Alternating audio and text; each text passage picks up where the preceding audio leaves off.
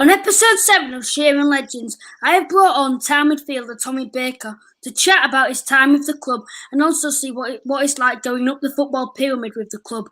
Tommy won the Northern Premier with the club in the 2010-11 season. So without further ado, let's get straight into it. So start things off, how are you at the minute? Yeah, not too bad. Yeah, good.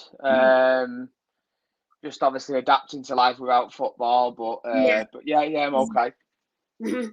What was it like growing up? Like when you first started football, how did you get into football at the start? I started playing probably 6 or 7 year old, just local football. Then I first joined an academy, probably at maybe about 8 or 9. Yeah. And then I was at academies till leaving school. Obviously my childhood and my school days, everything was built around football. That's pretty much how I got started. My dad played a little bit. Yeah. He was the one that got me into it. So what firstly attracted you to Halifax when you first joined us? I think it was 2009 when you first joined us. Obviously, we're quite low down then compared to where we are now. And obviously, 2 years before, it was when we folded it with a new Phoenix club. So why did you join Halifax in the first place? What it was, the manager at the time, Jim Vince, had tried to sign me when he was at Witton Albion before he'd come to Halifax. And it ended up going to Bradford Park Avenue at the time. Yeah. So Jim contacted me again when I was at Bradford Park Avenue, and obviously he was the Halifax manager. So that's how it came about, really. I was leaving Bradford Park Avenue at the time. I had a couple of options, a couple of clubs I could have gone to, FC United and a few other clubs, and I sat down with Jim, spoke to him, and it was a no-brainer really for me. I was always going to come to Halifax at that time. Because obviously we played part-time, and what was your other full-time job? At the time when I was first at Halifax when I first signed. I think I worked for my dad at the time, doing what I do now. So I'm a locksmith, and I also do glazing. So I started off working with my dad, and then I now work on my own. I've got my own business, so I've pretty much done that since I was at Halifax, and I'm still doing it to this day. What was it like playing with certain players like Jamie Vardy, Lee Gregory? What was it like playing with those sorts of players at the time? It was really good. I mean, I'm lucky enough that growing up and being in academies, and I was lucky enough to obviously be a professional in my early days. So I've played with some really good and some fantastic players all the way throughout my career as a kid and as a professional. And then obviously I was lucky enough to play with some fantastic players in non-league as well. And the two that you just mentioned there were obviously two of the best that I had the opportunity to play with. So yeah, you listen, you just take it in your stride at that point. You're at the same level as them. So you see yourself as an equal. But yeah, no, they were the two lads you've mentioned, obviously, two top players. Did you think at the time they'd make it so high up the football pyramid? Yeah, I mean, obviously Lee was still quite young when he come to Halifax, and obviously he came from Mansfield, so he sort of dropped down from Mansfield at the time to come to us. So there was always, the feeling that Lee was going to step back up again. And Jamie, yeah, obviously everyone knew how good Vards was. I probably wouldn't have predicted how far he would go. Not because of lack of ability, just because obviously it's so difficult to obviously reach the level that he has. But no, listen, he was an exceptional player, so I'm not surprised. It was mostly positives though, wasn't it, when you was at Halifax? But what do you think it was that made the team click, like how they did? Because I remember when I used to go see him a little bit when I was younger, we bat our sides not exactly bat our sides, but every single week you'd feel like you're going into a game where you'd win. Why do you reckon that was? Yeah, you would have been really young at that point, wouldn't you? I can hardly remember, but just about remember a couple of games. Yeah. Listen, we just had a really good side, obviously. From when Neil come in and the few lads that he kept, and then the players that he brought in each season. It's quite simple, really. We just had very, very good players, and obviously we had a good manager. And when I think back to those times, I wouldn't say you went into a game thinking it was a given that you were going to win, but you didn't even really contemplate losing a game. Obviously, we did, and there was games that we didn't win, but we knew we were a really good side, and we knew we had really good players, and you certainly went into every game knowing that you had a fantastic opportunity to win that game, and we won our fair share, and that's why we were so successful at that time. We had a really good group of lads, quite unique, really. I've said it a few times. Lots of players from different areas. So we had a group of players sort of from Manchester way, and then you had a Sheffield group, and you had a group of lads that come from sort of Pontefract Hull way, and the team was built up of players that were from all over, really. So you wouldn't necessarily think that'd work, but it just did. It just worked, and we had a fantastic group, and that's why we got the success that we did.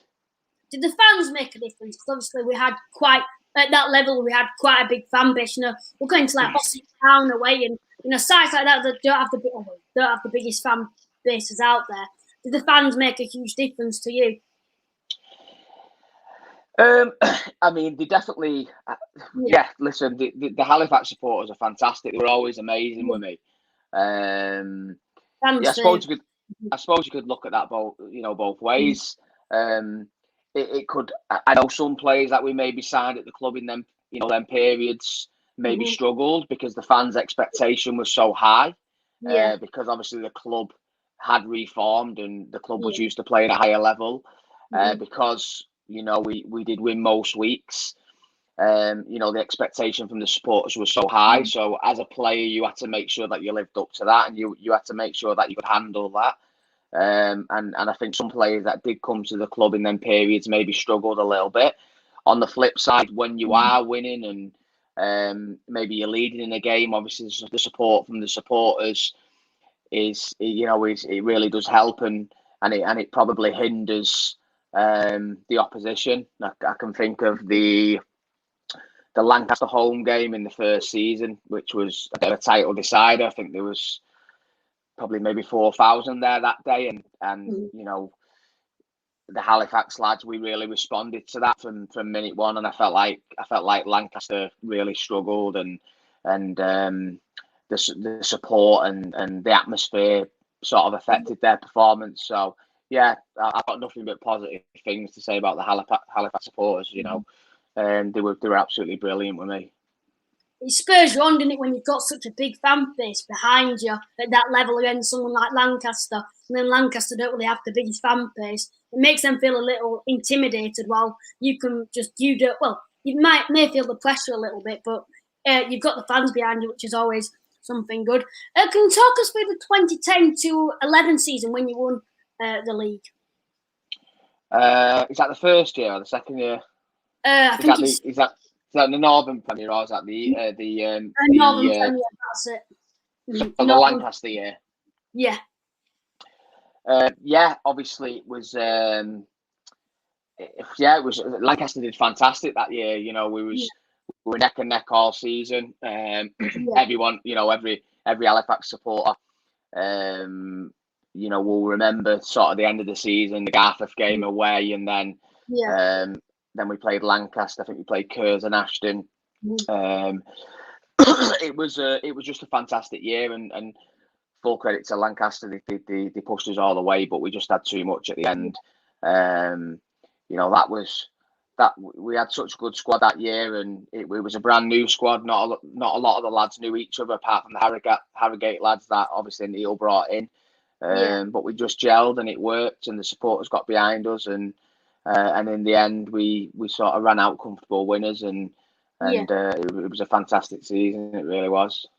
Got a positive message from a fan here who said some players seem to find it harder going up the leagues, while you always played at the same level and always did really well, and you never let your head drop or anything like that. Finally, you went to the Dino Memorial. Well, I went to the Dino Memorial match, and it was a great way to celebrate Dino. What was your thoughts today? Yeah, as you see, I'm wearing his shirt today. Yeah. I thought it was fitting, obviously, me being on the show tonight. You know, another Halifax legend that's obviously not going to get the opportunity to do this. So I thought I'd wear his shirt today. Yeah, it was a fantastic day. Dino was a great man, a great player. He was a Halifax legend, and he played a huge part in getting Halifax where they are today. As long as you know, as well as a lot of players at that point, and in them squads that we've been speaking about. But yeah, it was a really good day, and you know, the day was about his family, and it was about remembering Dino's legacy and remembering him for the man and the player that he was, and showing his children, you know, how much everyone thought of him. And you know, I was lucky enough to spend a large proportion of my career with him at you know, at 3 different clubs. I was lucky enough to manage him, and you know, he'll always be missed. But yeah, it was a great day, and again, the supporters that did come down from Halifax, although you know there's a little bit of travel involved, you know, I'm thankful for that, and you know, they certainly didn't disappoint. It was known as a goal machine, Dino, which is always, well, quite a good label, isn't it? Being known as a goal machine at the club, and he was really recognised by the fans. But I've heard that it's going to be a yearly thing, isn't it? Yeah. The idea is that it'll be an annual event. We'd love to get it at the Shay. The idea was that it was going to be at the Shay this year, but that couldn't happen. But that's another story. But you know, we definitely want to do it every year, and me and the lads will be doing our utmost to make sure that can happen. And hopefully, you know, it'll be bigger and better next year, and supporters will. Although years go by and people move on, supporters and people will still come and support the day and remember what a fantastic guy he was. That wraps it up for like our questions. Now I've got some questions from the fans, and there's been some in like the comments as well. So we'll start with the first one. Best goal you ever scored for the club? The best goal ever scored for the club. Trying to think now. I would probably say a free kick. I think I saw that on YouTube. That free kick. Yeah, maybe the Newcastle Blue Star free kick, or you've got me now. Actually, I can't actually remember that many, but yeah, probably a free kick. I think probably the Charlton strike, which was unlucky, would have been by far the best goal. But yeah, probably a free kick. Why did you have the nickname Tommy 10 Men? I've actually no idea, to be honest with you. I can't even remember when it started, what season it was that it started. So I don't know. The supporters would probably know that, you know, be able to answer that question more than I can. And it's mad because when I see people now, Halifax supporters, you know, they instantly turn around and say Tommy 10 Men. So yeah, it's not a bad nickname to have, but I'm not quite sure what it's about. But yeah, it's flattering, definitely. Would you say Neil and Trevor had a good bad style of management? That's by another fan. Yeah, very. They were very, very different in the way they approach things and the way they were with the players. Neil, obviously being a manager, was a little bit more reserved and kept his distance a little bit more than Trevor. Trevor was just, I didn't know Trevor that long. I wasn't lucky enough to be arrogant with him like some of the other lads were. So I only worked with him for a couple of seasons, but just a great man, a really, really good man, a real football person. And, you know, he was the sort of guy that would put his arm around you. I've seen him do it with many a player on many of occasion. And yeah, they worked really well together, and I know they were really close. And you know, Trevor played a big part in them couple of first seasons that we had. Who would you say was better, Scott Phelan or Simon Garner? Oh, hell. Who's asked that? That's a rude. I don't know. I think it was positive Shaymen. You can't really, I mean, I'll say Scott Phelan, because Scott Phelan's one of me good mates. But to be honest with you, Sam Garner was a great player as well. They're so different. They're a total different style of player. You know, they play in a different way, and what they bring to the team is totally different. And but both really important, and both had really good spells at the club. And I enjoyed playing with both of them. Both really good players. Another one here. Who was the best player you ever played with? Wayne Rooney. Did you actually? I did, yeah. Did you? Oh, I thought you were being sarcastic for a second. When did you play with Rooney? So I was at Everton when I was a kid. So I left Everton at 16 and signed for Barnsley. So yeah, I played with Wayne. Wayne was the year below me, but he played in my age group. So yeah, I was actually a centre forward at the time as well. So yeah, I played up front with Wayne on quite a few occasions. So yeah, played with some great players, but obviously that's a pretty obvious one. Yeah, he was unbelievable. I bet that was brilliant when you got someone like him next to you. Did you think you were going to make it for Everton at the time? Yeah, I mean, everyone knew. I mean, I would have been 16 at the time. Wayne would have been sort of 14, 15. But obviously, you could see how good he was, and it weren't that long after that he made his debut for Everton. I think he made his debut at 16. So probably only 12 months on from when I played with him. But yeah, top player and unbelievable career. This is a difficult one. We ask, well, it's from a fan. He asked every single person who comes on this question. Now, not to put you under any pressure, but every single player that's done it has got this right so far. Can you name all the clubs you've played for in order? From what age? Or as an adult or senior career? Senior career. So Barnsley, Stalybridge, Gainsborough, Scarborough, the original Scarborough, Ashton United, Bradford Park Avenue, Halifax, Ashton United again. Sorry, Droylsden, Ashton United, Charlie. I think that's correct. He's in the comments, so he might tell you if you've passed or not. I think you've passed. It sounded right to me. But that's more or less it. Thank you for coming on. I do really appreciate it. This is episode 7 of Shaymen Legends. Once again, huge thank you for coming on, and hopefully I'll see you in the future. See you. Yeah, super. Thank you.